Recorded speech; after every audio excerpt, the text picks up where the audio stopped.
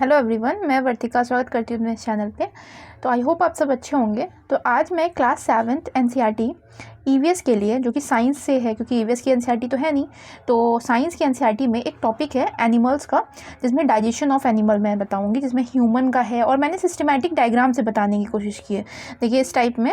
उसके बाद point wise मेरे नोट्स हैं, ये आपको टेलीग्राम पर मिल जाएंगे, लेकिन इन नोट्स को समझने के लिए आपको मेरा जो समझाना है वो ज़रूरी है। ठीक है, तो मैं समझाऊँगी, छोटी सी वीडियो होगी, अंत तक देखिएगा। तो मैंने सिस्टमैटिक डायग्राम के थ्रू उसको समझाने की कोशिश की है। और क्लास 6 की मैंने पूरी साइंस के नोट्स मैंने अपने प्रोवाइड करा दिए हैं, वीडियो है, और उसका डिस्क्रिप्शन में मैं लिंक डाल दे रही हूँ। उसके अलावा पेडागोजी की जो वीडियो हैं सब चैनल पे आपको मिल जाएगी, प्लेलिस्ट जा करके आप चेक करिए, अदरवाइज़ मैं लिंक डिस्क्रिप्शन में दूंगी ही। और नए हैं तो सब्सक्राइब करिए, लाइक करिए, शेयर करिए। तो सबसे पहले मैं ये अपना एक डायग्राम दिखाती हूँ, ये ह्यूमन्स का है। ठीक है, ह्यूमन में डाइजेस्टिव सिस्टम जो है मुँह से स्टार्ट होता है। उसकी पॉइंट वाइज नोट है, लेकिन अभी समझ लीजिए। सबसे पहले माउथ आएगा, फिर ये फूड पाइप है जिसको ईसोफेगस भी बोलते हैं या फिर ग्रसिका भी बोलते हैं। फिर खाना जाता है पूरा स्टमक में, पेट में। फिर उसके बाद खाना जाता है छोटी आंत में। तो फिर लीवर और पैनक्रियास का क्या काम होता है वो आगे जाके मैं बताऊंगी, लेकिन अभी समझ लीजिए खाना का डायरेक्शन कैसा होता है। पहले मुंह था, मुंह से फिर गया पेट में, फिर पेट से गया छोटी आंत में। छोटी आंत में लीवर से कोई एक रस आके मिलेगा और इधर अग्नाशय यानी कि पैनक्रियास से एक रस आके मिलेगा। फिर खाना कहाँ जाएगा? बड़ी आंत में, और फिर जो वेस्ट होता है वो एनस के थ्रू निकल जाता है। यहाँ तक समझ में आया? एक सिस्टमैटिक डायग्राम बताने की कोशिश की है, ये देखें।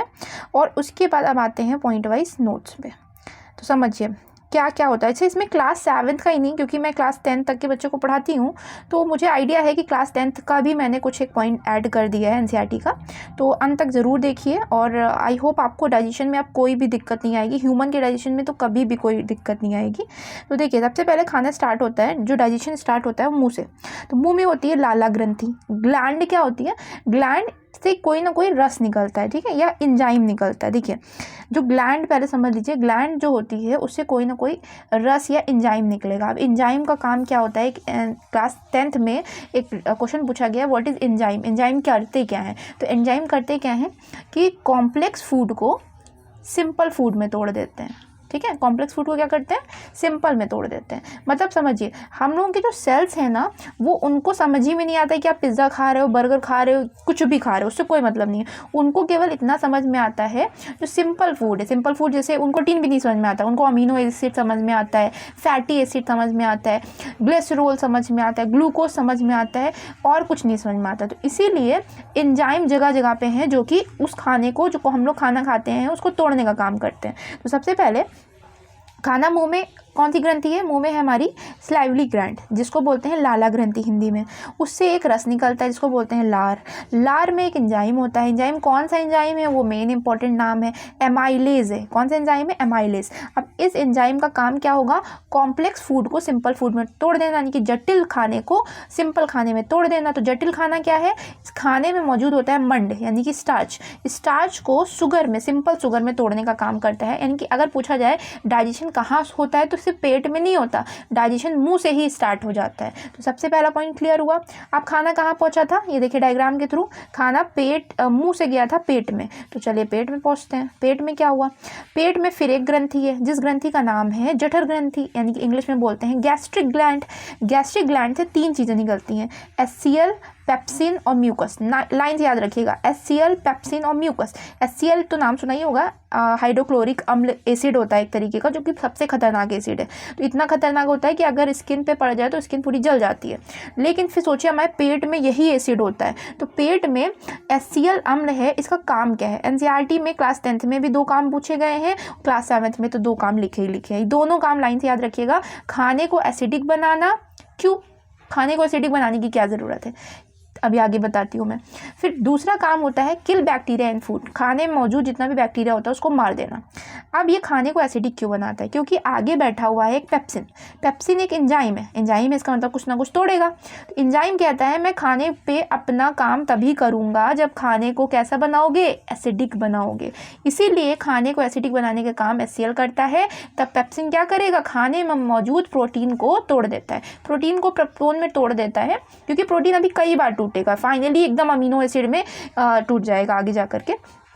फिर क्योंकि HCl इतना खतरनाक होता है कि इससे अपने पेट को बचाने की बहुत ज़रूरत है। तो पेट को बचाने के लिए जो HCl से पेट बचाने का काम म्यूकस करता है। ठीक है, पेट के चारों ओर अंदर की ओर एक लेयर बन जाती है जो कि पेट के संपर्क में HCl को नहीं आने देता। अब मैं आपको एक एक्स्ट्रा पॉइंट बताती हूँ। क्लास 10th में ये क्वेश्चन मेंशन है, जब पेट में एसिडिटी बढ़ जाती है तो हम कौन से बेस का यूज़ करते हैं। ऑब्वियसली अम्ल को न्यूट्रल करने का काम एक क्षार करेगा, क्षार मतलब बेस करेगा। तो हम लेते हैं मिल्क ऑफ मैग्नीशिया। क्या लेते हैं? मिल्क ऑफ मैग्नीशिया, जिसको बोलते हैं MgOH का होल ट्वाइस। क्या बोलते हैं? MgOH का होल ट्वाइस। इसको लेते हैं मिल्क ऑफ मैग्नीशिया। जो डाइजीन वगैरह पीते हैं ना, उसमें यही होता है। फिर नेक्स्ट अब क्या होता है, खाना कहाँ पहुँचेगा? फिर मैं जाती हूँ, अमाशय था ना, स्टमक था, स्टमक से खाना कहाँ पहुँचा? छोटी आंत में। लेकिन छोटी आंत अभी इस पर कोई काम नहीं करेगी क्योंकि बगल में लीवर है और पैनक्रियाज है। तो लीवर और पैनक्रियाज के काम देखते हैं। लीवर क्या करेगा? लीवर सबसे पहली बात खुद एक ग्रंथि है, यानी कि खुद एक ग्लैंड है जो कि हमारे शरीर की सबसे बड़ी ग्लैंड है। तो इससे एक रस निकलता है, उस रस का नाम होता है बाइल जूस। क्या होता है? Bile juice. अब बाइल जूस क्या करेगा? खाने को बेसिक कर देगा। अभी खाना एसिडिक हो गया था ना, अम्लीय हो गया था, खाने को ये बेसिक बनाने का पूरा काम कर देगा। जैसे खाना, अब खाने को बेसिक क्यों बनाएगा? अभी आगे बताती हूँ मैं। ये जितना भी बाइल जूस होता है ये सारा गॉल ब्लैडर में, यानी कि पित्ताशय में, पित्त की जो थैली होती है जिसमें आपने सुना होगा अक्सर वो हो जाती है, स्टोन बन जाती है। ठीक है, तो पित्त की थैली निकाल दी जाती है। पित्त की थैली में यही बाइल जूस स्टोर होता है और फिर धीरे धीरे ये स्मॉल इंटेस्टाइन में पहुँचता है। अब पैनक्रियाज क्या करता है? पैनक्रियाज में 2 एंजाइम होते हैं। अब जैसे कि मैंने बताया कि बाइल जूस क्या करता था? खाने को क्षारीय बना देता है। तो क्षारीय इसीलिए बनाता है क्योंकि पैनक्रियाज कहता है कि मैं अपने एंजाइम तभी भेजूंगा, मेरे एंजाइम तभी काम करेंगे जब खाना कैसा होगा? बेसिक होगा। ठीक है, तो अब पैनक्रियाज के जो 2 एंजाइम हैं उनका नाम है ट्रिप्सिन और लाइपेज। तो ट्रिप्सिन का काम होता है प्रोटीन को तोड़ना, तो जो बची हुई प्रोटीन है या फिर जो पेप्टोन टूटा था उसको फर्दर ट्रिप्सिन तोड़ देता है, और लाइपेज क्या करता है? फैट को तोड़ना। इतना काम। अब आता है स्मॉल इंटेस्टाइन। स्मॉल इंटेस्टाइन में क्या होता है? जो छोटी आंत होती है ये हमारी एलिमेंट्री कैनाल, यानी कि जितना एलिमेंट्री कैनाल में सब इन्वॉल्व होते हैं ना, एलिमेंट्री कैनाल में पूरा वो ईसोफेगस से लेकर के आपका स्टमक और पैनक्रियाज, लीवर, ये सब होता है। तो इसका सबसे बड़ा भाग जो होता है हमारे पूरे पाचन सिस्टम का, उसमें सबसे लंबा भाग होता है स्मॉल इंटेस्टाइन, जो कि 7.5 मीटर है अकॉर्डिंग टू एनसीईआरटी के क्लास 7th में इतना ही मेंशन है। तो अगर पूछा जाए कि जितना भी खाना है उसका कंप्लीट डाइजेशन कहाँ होता है, पूरी तरीके से पाचन कहाँ होता है? स्मॉल इंटेस्टाइन में होता है। तो स्मॉल इंटेस्टाइन में उसके खुद के भी रस होता है। रस होगा तो ऑब्वियसली एंजाइम होगा, एंजाइम निकलते हैं और जो कि फाइनली क्या करते हैं? कार्बोहाइड्रेट को ग्लूकोज में तोड़ देते हैं। ये पूरा फाइनली हमारा शरीर यही समझता है, ग्लूकोज, फैटी एसिड और अमीनो एसिड। तो कार्बोहाइड्रेट जो खाने में मौजूद होता है उसको ग्लूकोज में तोड़ देते हैं, फैट को फैटी एसिड और ग्लिसरॉल में तोड़ देते हैं, और प्रोटीन को अमीनो एसिड में तोड़ देते हैं। क्लियर? अब यहाँ पे इसके बाद होता है विली। इसी स्मॉल इंटेस्टाइन में से, ये स्मॉल इंटेस्टाइन है, इस पर फिंगर लाइक प्रोजेक्शन होता है, उंगली नुमा संरचना बनी होती है, जिसको विली बोलते हैं, हिंदी में बोलते हैं दीर्घरोम या रसांकुर। तो ये इसका काम क्या होता है? जितना भी खाना पच गया ना, एकदम महीन हो गया है, तो वो अब खाने को एब्जॉर्व करने का काम करता है, यानी कि ब्लड में ले जाने का। यही इसमें कैपिलरीज होती हैं खूब सारी ब्लड की, जिसके थ्रू ये एब्जॉर्व हो जाता है। अब फिर खाना कहाँ पहुँचाता है? छोटी आंत के बाद खाना पहुँचेगा बड़ी आंत में। तो बड़ी आंत में पानी, क्योंकि मेन चीज़ तो एब्जॉर्व हो गया खाना, तो अब जितना वेस्ट बचता है उसमें से पानी और नमक एब्जॉर्व करने का काम बड़ी आंत करता है। फिर एनस के थ्रू जितना भी मल होता है वो निकल जाता है। स्टारफिश, ये बहुत इंपॉर्टेंट है क्योंकि एनसीईआरटी में इसको बॉक्स में मेंशन था, बॉक्स वाली पॉइंट बहुत इंपॉर्टेंट होते हैं। तो स्टारफिश, जिसको तारा मछली भी कहते हैं, तो ये क्या करती है? कैल्शियम कार्बोनेट के जो कवच वाले जीव होते हैं, ऐसे जीव जिनके ऊपर कैल्शियम कार्बोनेट यानी कि CaCO3 की परत होती है, उनको खाती है। तो इसकी सबसे खास बात ये होती है कि यह अपने स्टमक को ही बाहर निकाल कर खाती है। ठीक है, मतलब उसका पेट अमाशय बाहर निकाल लेती है, फिर खाती है, फिर अमाशय को फिर से वापस चली जाती है। तो ऐसे क्वेश्चन आता है कि कौन सा जीव है जो अपना पेट बाहर निकाल कर खाता है? तो स्टारफिश।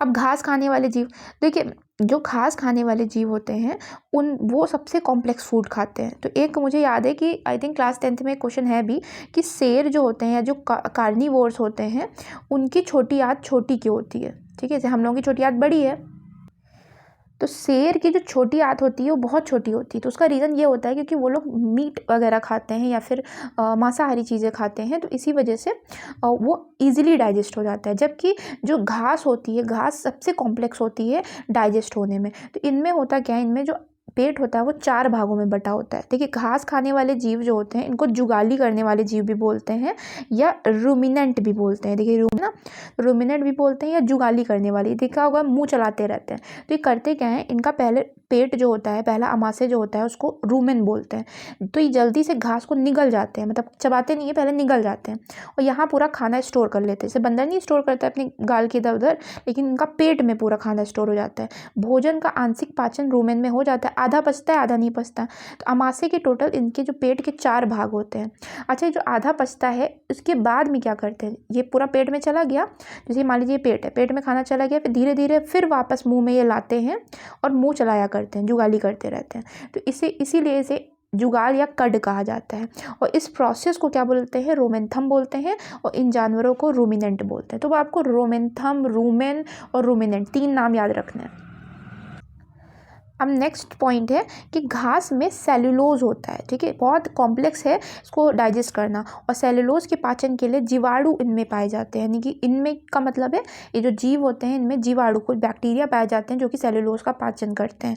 और ये आगे वाला नेक्स्ट पॉइंट है कि घोड़ा खरगोश में, जो ये वाले जीव होते हैं घोड़ा खरगोश, इनमें क्षुद्रांत मतलब छोटी आंत और वृहदांत मतलब बड़ी आंत, यानी कि स्मॉल इंटेस्टाइन और जो लार्ज इंटेस्टाइन होता है उनके बीच में एक थैली नुमा संरचना होती है, इसे अर्धनाल बोलते हैं। तो इसी अर्धनाल में ही वो जीवाणु पाए जाते हैं जो कि सेलुलोज का पाचन करते हैं।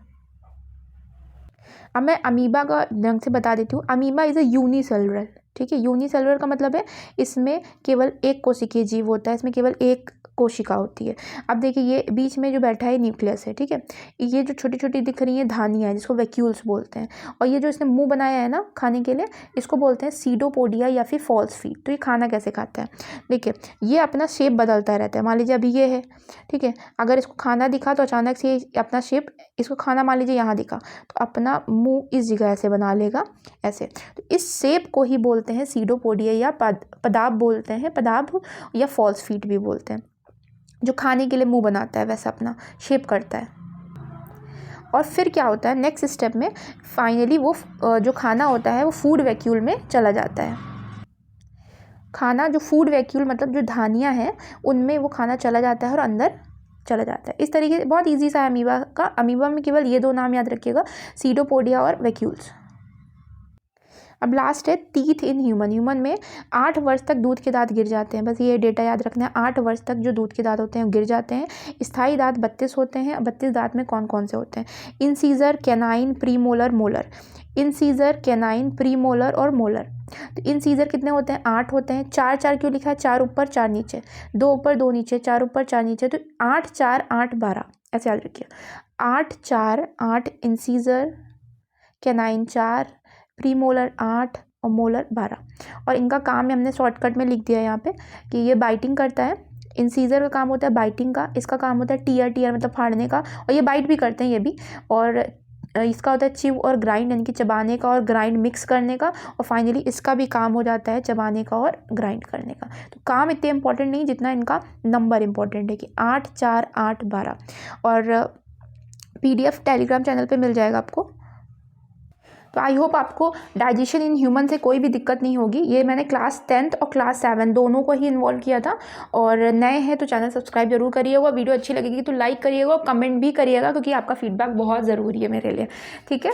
तो thank you for watching my video. और जल्दी मैं पेडागोजी की भी वीडियो अपलोड कर रही हूँ, बस काम प्रोसेस में ही है, बस डालना ही है उसे, ठीक है। Thank you.